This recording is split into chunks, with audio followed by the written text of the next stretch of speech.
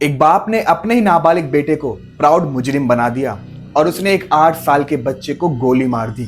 और उस 8 साल के बच्चे की हालत आज एकदम क्रिटिकल है। उसे ऑर्गन इंटरनल ब्लीडिंग हुई है और डॉक्टरों को उसके सर की एक हड्डी तक निकालनी पड़ी, सिर्फ उस बाप के चक्कर में।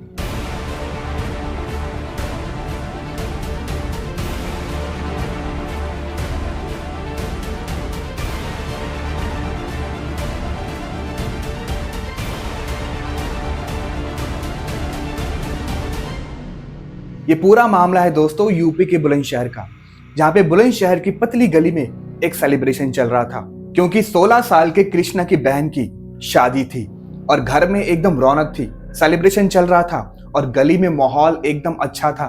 धूमधाम से नगाड़े बज रहे थे, ढोल बज रहे थे। तभी इसी दौरान कृष्णा के पापा, जिनका नाम रॉबिन है, वो घर से निकलते हैं और हाथ में उनकी बंदूक होती है। वो अपनी बेटी की शादी की खुशी में गली में बाहर आते हैं और खुशी खुशी से हवा में फायरिंग करना स्टार्ट कर देते हैं। बट जब आसपास के लोग देखते हैं तो उनको बोलते हैं कि अरे ऐसा मत करो, गली बहुत तंग है, कुछ भी हादसा हो सकता है। लेकिन उसके पापा सबको डिनाई करते हुए, इग्नोर करते हुए फायरिंग जारी रखते हैं हवा में। ये देखते हुए उनके 16 साल का लड़का, जिसका नाम कृष्णा है, वो भी उत्सुक होता है और अपने पापा से बंदूक मांगता है कि पापा मैं भी फायरिंग करना चाहता हूँ। ये सुन के उसके पापा तुरंत अपने 16 साल के बेटे को बंदूक सौंप देते हैं और उसे बोलते हैं बेटा तू भी फायरिंग कर, जो होगा मैं देख लूंगा। लेकिन अगेन आसपास के लोग वाले बोलते हैं कि अरे मत करो ऐसा, गली बहुत छोटी है, हादसा कुछ भी हो सकता है, लेने के देने पड़ सकते हैं। लेकिन उसके पापा बोलते हैं बेटा तू फायरिंग कर, जो कुछ भी होगा ना मैं खड़ा हूं देखने के लिए।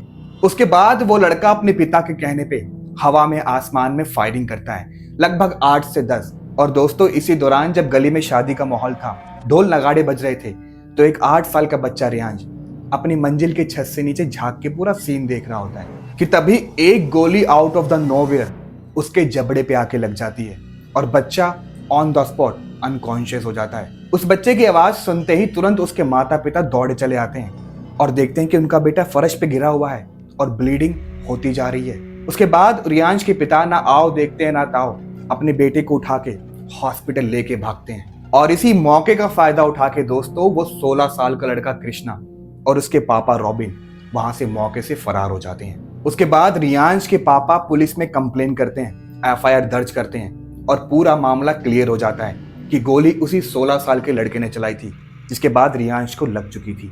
लेकिन दोस्तों जब रियांश को हॉस्पिटल ले जाया गया तो डॉक्टर ने बताया कि इसे इंटरनल ब्लीडिंग हुई है और कुछ हड्डियां अंदर से टूट गई हैं और जिसके कारण डॉक्टरों को उसके सर की एक हड्डी निकालनी पड़ी। डॉक्टरों को ये सब उसकी जान बचाने के लिए करना पड़ा और आज भी दोस्तों रियांश वेंटिलेटर पे सांस ले रहा है और लोग दुआ कर रहे हैं कि किसी भी तरह से वो 8 साल का मासूम बच जाए। लगभग 4 से 5 दिन तक आरोपी के पापा और आरोपी फरार थे, लेकिन किसी तरह पुलिस ने दोनों को धर दबोचा और हवालात के पीछे डाल दिया और ये पूरा मामला अभी कोर्ट में चल रहा है। लेकिन दोस्तों यहाँ पर एक बहुत बड़ा सवाल निकल कर आता है कि आखिरकार हमारे यहाँ पर बंदूकों को बैन क्यों नहीं किया जाता, वो भी परमानेंट। और शादियों में किसी भी तरह के सेलिब्रेशन में बंदूकों से फायरिंग क्यों की जाती है, किसी भी तरह की हार्श फायरिंग क्यों की जाती है, जो कि सरासर गलत है और नहीं करना चाहिए। बिकॉज दोस्तों ना जाने कब किसी की हालत गंभीर हो जाए और कितनों मामलों में तो कितनों की जान भी जा चुकी है। हमारे सरकार को दोस्तों अपने कानून सुधारने होंगे इन लाइसेंस बंदूक के ऊपर, ताकि कोई भी इन्हें आम व्यक्ति ना खरीद पाए। और वैसे तो दोस्तों यूपी में ऑलरेडी कानून बन चुका है कि कोई भी इंसान किसी भी सेलिब्रेशन या पार्टी में बंदूक से फायरिंग नहीं कर सकता।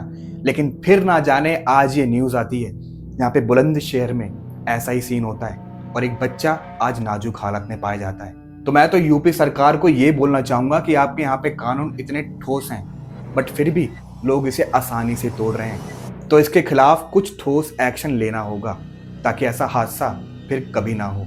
तो दोस्तों सवाल यही उठता है कि इस टाइप के हार्श फायरिंग आखिर कब बैन होंगे, क्योंकि आज जो हमारे सामने केस निकल के आया है उसे नजरअंदाज नहीं कर सकते। एक 8 साल का मासूम बच्चा जिसे उसके माता पिता ने एकदम लाड प्यार से पाला था, होता क्या है सिर्फ एक बंदे की गलती के कारण आज वो वेंटिलेटर पे जिंदगी और मौत के बीच में झूल रहा है।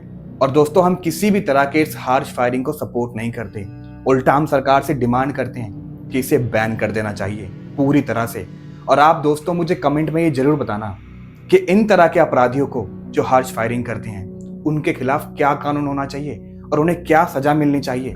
और अगर आपको दोस्तों ये वीडियो अच्छी लगी तो इसे लाइक कर देना और अपने दोस्तों के साथ इस वीडियो को बहुत शेयर कर देना, क्योंकि देश में जागरूकता सिर्फ और सिर्फ हम लाते हैं। और हमारे चैनल को सब्सक्राइब करके बेल आइकन को प्रेस कर देना। तब तक के लिए मैं आपको मिलता हूं अपने नेक्स्ट वीडियो में।